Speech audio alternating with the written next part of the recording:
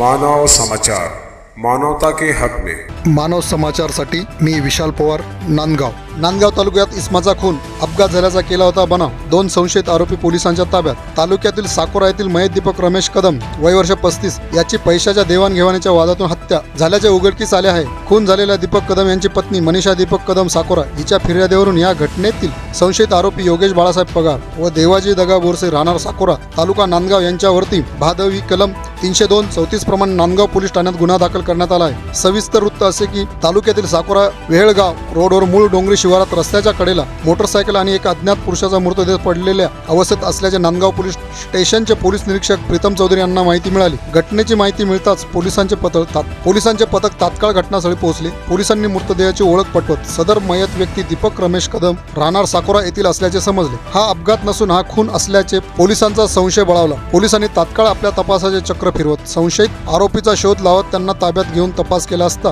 पैशाच्या देवाणघेवाणीचा वादातून योगेश बाळासाहेब पगार व देवाजी दगा बोरसे यांनी दगडाने व लोखंडी रॉडने डोक्यात गंभीर दुखापत करून खून केला असल्याचे तपासात समोर आले। आरोपींनी अपघात झाल्याचा बनाव केला होता, तरी सदर आरोपी यांना ताब्यात घेण्यात आले आहे। घटनेचा तपास पोलीस अधीक्षक शहाजी उमाप, पोलीस उप अधीक्षक अनिकेत भारती, पोलीस उपविभागीय अधिकारी सोहेल शेख यांच्या मार्गदर्शनाखाली पोलीस निरीक्षक प्रीतम चौधरी, उपनिरीक्षक नितीन खडांगळे, पोलीस हवालदार जगताप राजू मोरे, कांदळकर खामकर, सचिन मुंडे, दत्तात्रय सोनवणे, अभिमन्यू आहेर यांनी केला। पुढील तपास पोलीस करत आहेत। काल दिनांक 7/1/2024 रोजी रात्री 11 वाजेच्या सुमारास पोलीस स्टेशनला माहिती मिळाली होती की मूळ डोंगरी शिवारात 31 ते 35 वर्ष वयोगटातील इसम हा मयत स्थितीत पडलेला आहे व त्याचा अपघात झाला आहे अशी प्रथमदर्शनी माहिती मिळाली होती।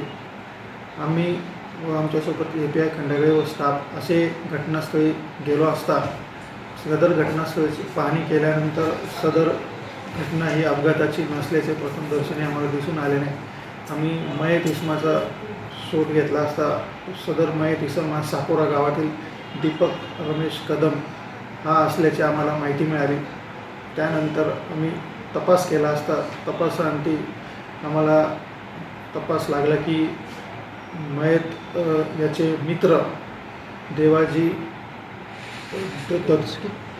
दत्तू योगेश बापू पगार व देवाजी बोरसे यांनी सदर इसमाच्या पैशाच्या देवाणघेवाणातून त्याच्या डोक्याला लोखंडी रॉडने मारहाण करून दुखापत करून त्याचा खून केला आहे व सदर मयतास रोडवर आणून अपघाताचा बनाव केला होता।